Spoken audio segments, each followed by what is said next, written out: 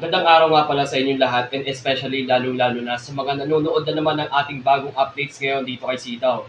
So yun mga guys, bali ngayong araw is magbibigay tayo ng update about nga pala sa mga nadamay sa retrenchment na kinasangkutan ng iba't ibang mga account specialist. So yun po, bali may mga nagtatanong kung bakit po wala po mga apelyido yung aking mga naibanggit sa aking Sitaw update and especially lalong-lalo na kung meron nga bang memo na binigay dito si Sitaw and especially sa ating mga kapwa Sitaw seller. At ibabahagi ko rin po sa inyo kung ano nga ba or kung paano nga ba magsampa ng kaso kung sakaling tayo ay gustong magkaso or mag-file ng case dito kay Sitaw. So mga guys, tara panoorin po natin itong ating muting video and syempre makinig po kayong lahat. Yun po, tara let's go!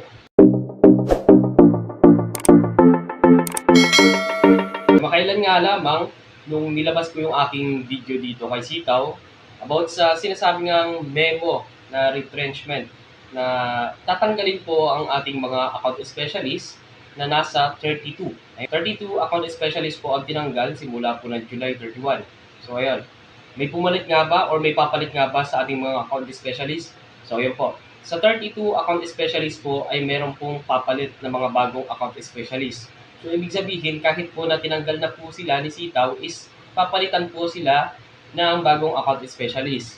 And syempre, sa mga wala pong hindi makakonect sa kanilang account specialist, sinasuggest po ng ating mga account specialist na mag-join po tayo sa Facebook page. So, yun po, sa Facebook page ng Sitaw. Pero hanggang ngayon, yung ibang mga application dito sa sinasabi nga nilang Facebook page ay nakapending pa rin. And syempre, yung ibang mga Sitaw seller ay hindi rin makapag-comment dito sa sinasabi ng itong page kasi naka-turn off yung comment dito. So, ibig sabihin kahit na andito ka sa page na ito is hindi ka pa rin makakapagbigay ng inyong komento kasi nga naka-turn off. So, bali ipapakita ko po sa inyong mga guys ngayong araw ang ating update sa sinasabing ng employees memo na kung bakit nga ba natanggal ang ating mga account specialist. So, ito po. Sitaw Employees Memo, Memo Circulation Number 07-26-2024. To all Sitaw Philippine employees, date July 26, 2024. Subject, changes in the management and employee structure, retrenchment. Due to the recent problems that the company have faced, the management have carefully consider and review all the possible and necessary ways and steps in fulfilling the final service of Sitaw towards its clients and employees. As the company moves forward and fulfill the disbursement, the company have carefully considered to cut further costs and decided to cut down the expenses since the company have ceased operation already. In order to account and pay for the rest of the balances of the operations, uniforms, building, rent and bills, and etc., the need to further cut costs and to sell and give up the company assets, including but are not limited to employees, laptops, computers, phones, tables, chairs, merch, cameras, and all other company assets of the likes. In light of this, the management would like to give thanks to all the employees who have worked hard and carefully assisted their sellers. The management is with a saddened heart to let go of its employees. So, yun po. But have to make the necessary decisions so both parties will be able to move forward more efficiently. The following is the list of the employees who will be part of the retrenchment reduction of workforce. Their last day will be on July 31, 2024. Bali, kahapon po, July 31, 2024, ang last day po ng mga natanggal na mga account specialist. So, yun po. Bali, may papalit po ba dito ng mga account specialist? So, yun po. Ngayon po, August 1, 2024, may mga pumalit po na ibang mga account specialist sa mga natanggal pong account specialist. So, ibig sabihin mga guys, ayan po, isa po itong transition na naman. So, ibig sabihin, may pumalit na naman po sa kanila. Ito po yung mga tinatanong sa akin ng mga Sitaw seller na kung bakit nga ba walang apelyido yung mga account specialist na natanggal. So, ito po yung ating update po ngayong araw. Yung gusto nyo pong makita yung mga kanilang apelyido. Ayan po. And syempre, para may pakita ko na rin po sa inyo itong memo ni Sitaw, itong sa kanyang employee memo. So ito po, Laika. Simula po kay Laika Alvarez hanggang po sa 32 kay Clemente Mayor, Llanes, voluntary. May kita nyo po na nasa 32 account specialist po yung tinanggal ni Sitaw simula po noong July 31. At ito pong memo na ito ay nagsimula pa po ng July 26, 2024. Ewan ko po, siguro yung iba nating mga sitaw seller dito ay hindi rin po updated sa kung ano nga bang nangyayari, sa kung ano nga bang update ang meron dito kay sitaw. Bali ngayong araw naman din po ay papakita ko po sa inyo sa mga kapwa sitaw seller din po natin na nagtatanong kung paano nga ba tayo mag-file ng case dito kay sitaw. So yan po. Bale, may dumating po sa akin isang message na pwede ko rin pong i-share po sa inyo.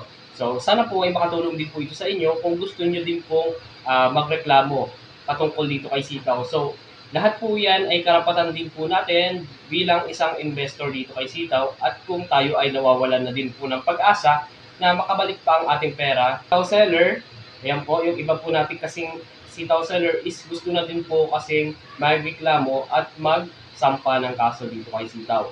So yun po. Bali, i-share ko lang din po ito sa inyo. Sana po ay makatulong. This refers to your email regarding Sitaw.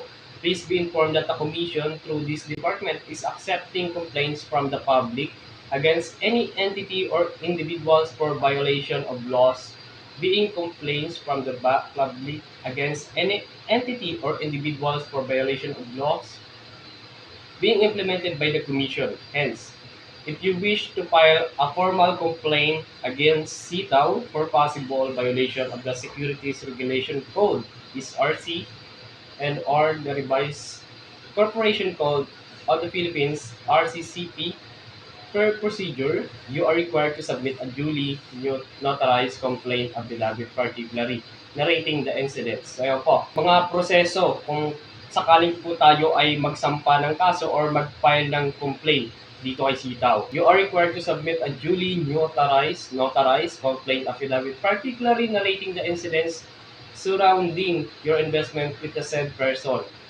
Attaching thereto your supporting evidence and affidavits of witnesses, if any, and personally submit the same at the Commission Enforcement and Investor Protection Department, EIPD, located at the 9th floor SEC Headquarters, 7907 Makati Avenue, Southside of Village, Barangay Bill Air, Makati City.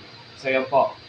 At ang purpose po kasi nito, for this purpose, you may include the following in your affidavit if applicable. Number 1, the material date when you came to know of Sitaw. So yung mga guys, bali pwede nyo po itong basahin.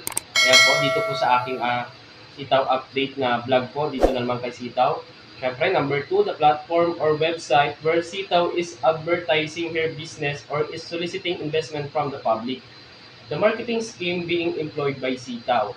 The date and place where you made your investments. Yan po. The amount invested. Expected payout. The date of payout and like information. The pieces of evidence in support of your affidavit.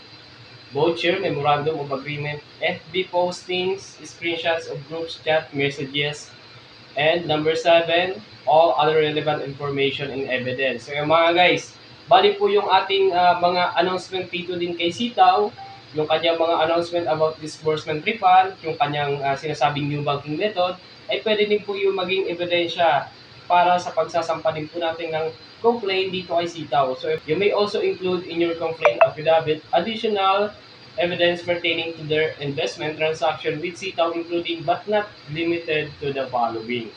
So yun po mga guys. And syempre, letter A, affidavit or sworn statement on how were you able to download, print out, retrieve, and or receive email, messages, communication, letters, online advertising materials from internet websites or social media accounts of Sitaw. Letter B, print ads, leaflets, brochures, or other similar reading materials, if any, pertaining to the operation, investment, or business scheme received from the subject person or any other persons involved in the investment transaction with Sitaw. Please note that the foregoing are part of our procedural requirements and the rules on electronic evidence. Hence, we urge complainants to comply with the above mentioned requirements. Thank you very much. So mga guys, sa mga nagtatanong po ng mga kapwa sitaw seller ko po na gusto pong mag-file ng complaint dito nga kay Sitaw dahil nga sa sobrang natatagalan na talaga yung kanyang sinasabi na disbursement refund. And syempre, madami na rin pong umaasa at hanggang ngayon patuloy pa rin po ang kanyang pagbigay ng announcement pero wala pa rin po nangyayari. Kasi po simula po ng Friday, akala po kasi natin is magsisimula na po yung kanyang sinabing disburse refund pero anong nangyari lamang po ay nag-checking lang po. Nagkaroon lamang po ng testing. So, ayun po. Hanggang sa na-terminate na po or na-retrenchment po ang ating mga account specialist. Ito po ay shinare lang din po sa akin ng aking kapwa sitaw seller na sakaling baka po ay makatulong din po para sa inyo. And syempre, yung about po sa Facebook page, ayan po, yung group po na sinasabi nga nila na pwede po kayong mag-join po doon na pwede po kayong makakuha ng updates is, ayan po, disbursement updates is full na po. So, ibig sabihin, hindi na po kayo makaka-join kasi ang dami na daw pong mga member dito. Yung akin nga dito is pending pa rin. And syempre, naka-off po dito yung comment nila. So, ibig sabihin, kahit naka-join ka dito sa group nila is hindi ka pa rin makakapag-comment or makakapagbigay ng inyong komento or natin ng inyong mga problema kasi nga turn off comment yung kanilang group. And syempre, sinasabi din kasi ng ibang mga kapwa sitaw seller natin dito na parang scam na lang din kasi yung ginagawa ni Sitaw. Kaya yung iba nagtatanong na rin sa akin na kung paano nga ba mag-file ng complaint dito kay Sitaw. And especially kasi ang dami na po kasing nag-aantay. So ayan mga guys, bali yan po yung ating update na shinare po sa atin ng ating kapwa Sitaw seller na i-share ko lang din po para sa inyong lahat. So ayan po. Bali ngayong araw is magbabasa po tayo ng ibang komento po ng ating mga masugid na subscribers dito sa YouTube. And syempre, babasahin po natin ang kanilang mga problema bago po tayo magtapos dito sa ating update. And syempre, bago po tayo magtapos ay don't forget to subscribe at pindutin ang notification bell para palagi kang updated sa aking mga latest video. And syempre, don't forget to like this video na rin para alam ko na nakatulong na naman itong ating munting video ngayong araw. So yun po. Bali, sisimulan po natin kay Sir Jude Martin Miray Buena, 69. Meron naman silang page ng disbursement update kaya di na nila kailangan yan. So yun po. Meron nga pong Facebook page so sa ating Facebook. So yun po. Pero ito po ay limited lang. So, ibig sabihin po ay nakita po natin yung ating screenshot dito. Ayan po. Disbursement full na po si page po nila.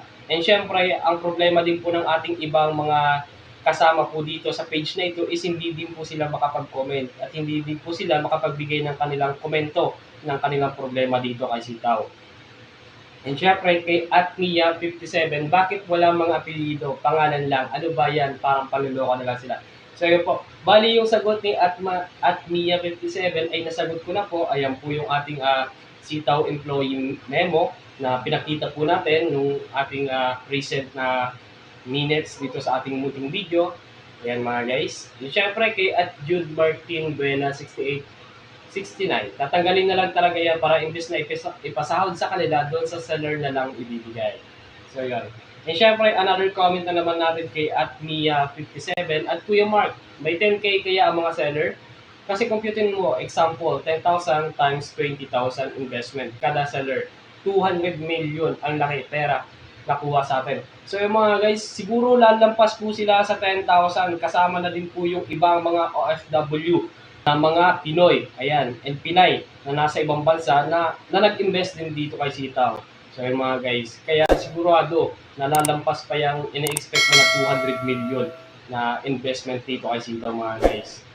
So yun po. Bali yan po yung ating update ngayong araw. And especially maraming salamat po sa mga nag-subscribe at nanood ng ating munting update ngayong araw. Maraming salamat po at susunod po nating munting update dito kay Sitaw. Maraming salamat po at magandang araw sa inyo.